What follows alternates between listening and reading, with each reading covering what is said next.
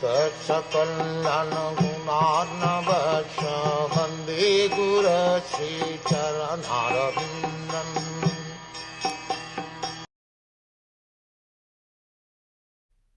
When the atheists, after being well versed in the Vedic scientific knowledge, annihilate inhabitants of different planets, flying unseen in the sky on well-built rockets prepared by the great scientist Maya, the Lord will bewilder their minds by dressing himself attractively as Buddha and will preach on sub-religious principles.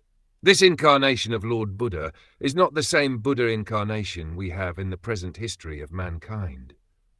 According to Srila Jiva Goswami, the Buddha incarnation mentioned in this verse appeared in a different Kali age.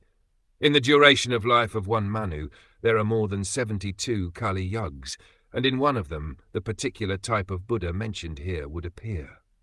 Lord Buddha incarnates at a time when the people are most materialistic and preaches common-sense religious principles. Such ahimsa is not a religious principle itself, but it is an important quality for persons who are actually religious.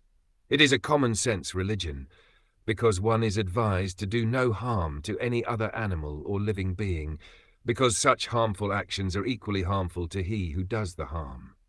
But before learning these principles of non-violence, one has to learn two other principles, namely to be humble and to be prideless. Unless one is humble and prideless, one cannot be harmless and non-violent. And after being non-violent, one has to learn tolerance and simplicity of living.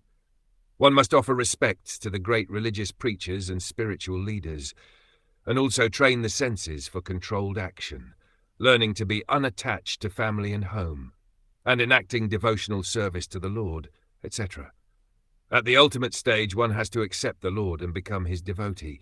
Otherwise, there is no religion. In religious principles, there must be God in the center. Otherwise, simple moral instructions are merely sub-religious principles, generally known as upadhama, or nearness to religious principles.